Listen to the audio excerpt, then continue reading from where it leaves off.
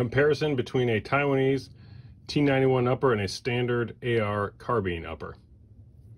So one of the interesting things about the Taiwanese T91 is that the changes that Taiwan made to the AR mechanical system is consistent with what other countries did when they were adopting versions of the AR platform.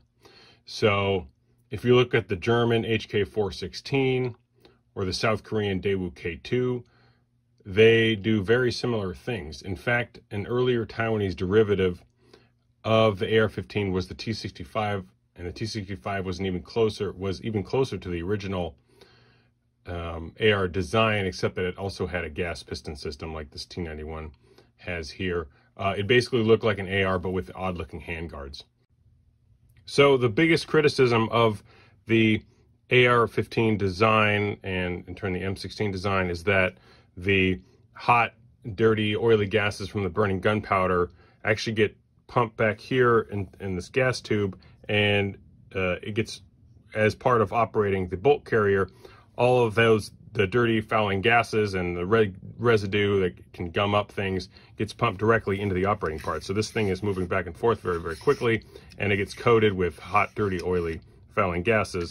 And what the T91 system does, what the Daewoo K2 system and the German HK416 system does, is that they introduce some type of gas, either some type of piston system, either a long stroke AK type, such as the Korean K2, or a short stroke gas piston, as we've seen on the HK416, or as we see here in the Taiwanese T91. And that reduces the amount of fouling gas that gets sent directly into the operating parts. And it would seem intuitive, and it's generally agreed, that this change improves reliability. Another thing you notice that you don't hear as much about when comparing the AR derivatives is an important difference in the bolt carrier groups. The amount of friction between the bolt and the bolt carrier on the T91 bolt carrier group is noticeably less than it is on a standard AR platform.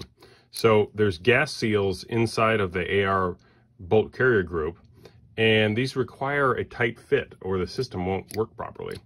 And the T91 bolt carrier group does not have those gas seals, and because it doesn't require trapping expanding gases within it in order to function properly. It just, the bolt carrier gets hit by a piston, and that forces the bolt carrier group to the rear.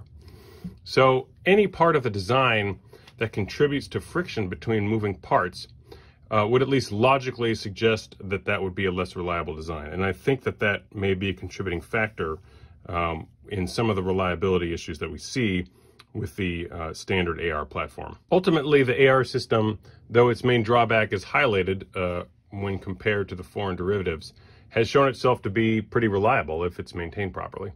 The T91, the HK416, and the Daewoo K2 are all designs that appear to address the major criticism of the AR system, which is the design of this gas system here.